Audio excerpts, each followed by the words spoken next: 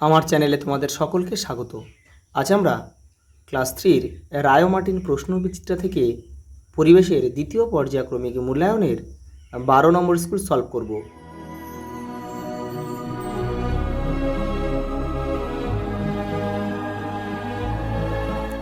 দেখো, প্রথম প্রশ্ন।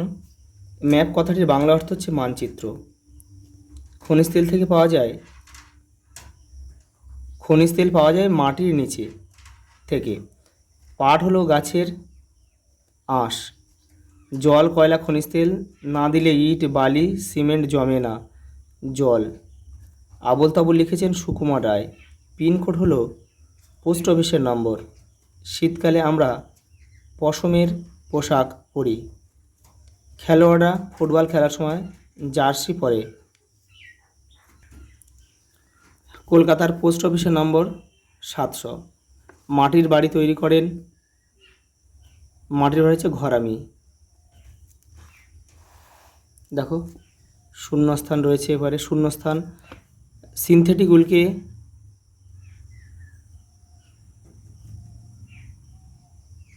ক্যাশমিলান বলা হয়। খদর আসলে সুতি। রাজমিস্ত্রিরা কি দিয়ে গাঁথুনি ঠিক হয়েছে কিনা দেখে? উলন দিয়ে।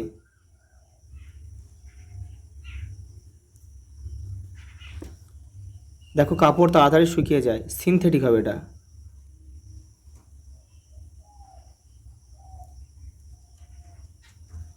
সিনথেটিক।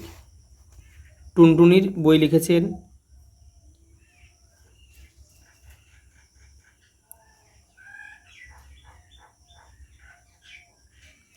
উপেন্দ্র কিশোর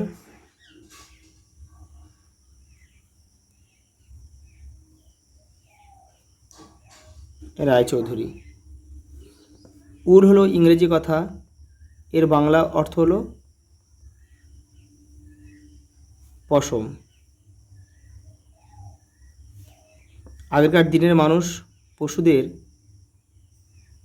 চামড়া জুড়ে তাঁবু বানাতো।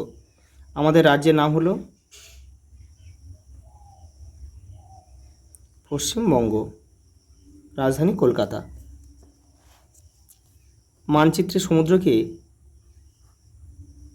নীল রং দিয়ে বোঝানো হয়েছে। জ্বর হলে মাথায় জলপটি দিতে হয়। দেখো, একটা স্তম্ভ রয়েছে।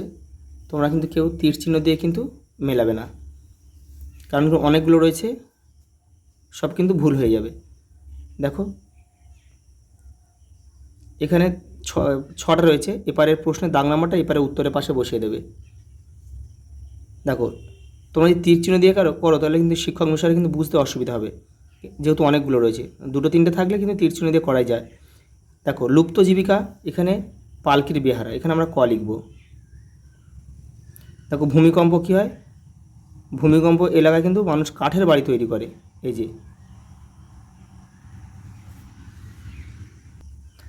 দেখো, তারপর একটা কার্পাস তুলো কিন্তু সুতির পোশাক তৈরি হয় কার্পাস তুলো থেকে। এখানে আমরা গ লিখব। দেখো, জল ঠান্ডা থাকে কোথায়? মাটির কলসিতে। এই যে মাটির কলসিতে।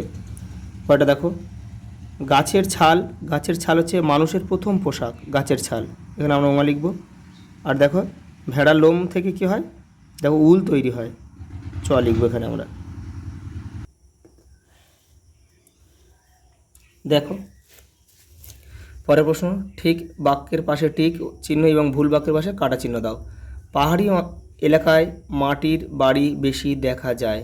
এটা কিন্তু ভুল, কারণ কি পাহাড়ি অঞ্চলে বেশি কাঠের বাড়ি কিন্তু লক্ষ্য করা যায়। সুকুমার রায়ের বাবার নাম হলো সত্যজিৎ রায়। এটা কিন্তু ভুল, কারণ সত্যজিৎ রায়ের বাবা ছিল সুকুমার রায়।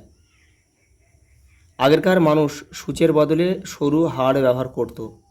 এটা ঠিক। বন্যাপ্রবণ এলাকায় নিচু জায়গায় বাড়ি তৈরি করতে হয়। এটা ভুল, কারণ কি বন্যাপ্রবণ অঞ্চলে কিন্তু উঁচু জায়গায় বাড়ি তৈরি করতে হয়। বর্ষাতে অর্থাৎ রেনকোট তৈরি হয় সিনথেটিক কাপড় দিয়ে। এটা সঠিক বাক্য। একরকম ঘাস বুনে মাদুর তৈরি হয়, এটাও সঠিক। দেখো পরেরটা, কাঠের কাজে বাটালি ব্যবহার করা হয়, এটাও সঠিক। পাকা বাড়ি তৈরিতে যোগানদার লাগে না, এটা ভুল। পাকা বাড়ি তৈরি করতে গেলে অবশ্যই যোগানদার লাগে। দেখো পাখির পালক দেহের তাপমাত্রা ধরে রাখে, এটা ঠিক। বাঁশ গাছের সরু ডাল বা শাখা প্রশাখাগুলিকে কঞ্চি বলে, এটাও সঠিক। দেখো পরেরটা, নিচের প্রশ্নগুলি উত্তর দাও। দেখো অ্যাপ্রন কি? অ্যাপ্রন হচ্ছে ডাক্তারদের, লিখতে হবে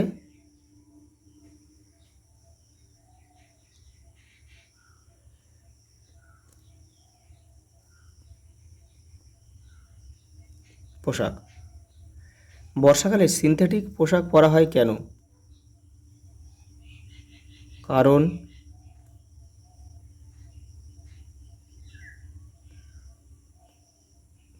তাড়াতাড়ি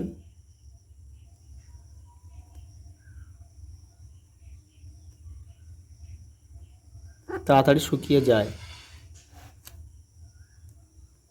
পরেরটা দেখো, এখন বেশিরভাগ লোক কী ধরনের পোশাক পরেন? এখন বলতে বর্তমান সময়, এখন কিন্তু যখন এটা এটা এখন কিন্তু গরম মানে গ্রীষ্মকাল,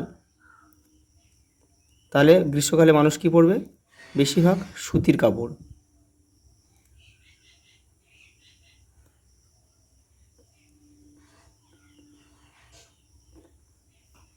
মানুষ যখন আগুন জ্বালাতে শেখেনি তখন কি পড়তো?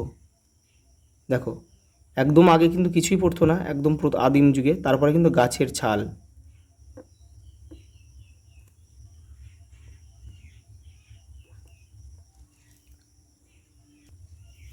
দেখো পশ্চিমবঙ্গের দুটি জেলার নাম লেখো। কলকাতা, হুগলি, হাওড়া প্রভৃতি। দেখো ছিটে বেড়ার দেয়াল কাকে বলে? তোমাদের বই দেখো 75 নম্বর পেজে রয়েছে। এই দেখো ছিটে বেড়ার দেয়াল, কঞ্চির বেড়া তৈরি করে তার উপর মাটির লেপেও দেয়াল করে, তাকে বলে ছিটে বেড়া দেয়াল। এই ছবিতে দেখো যেটা দেখানো হচ্ছে। পরের প্রশ্ন দেখো, গুহায় বসবাসে শান্তি ছিল না কেন? কারণ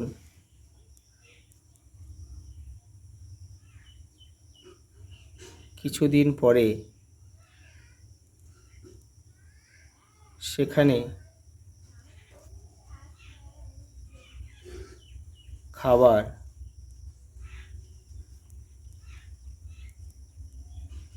ফুরিয়ে যেত। আচ্ছা এই পর্যন্ত, দেখা হবে পরের ভিডিওতে।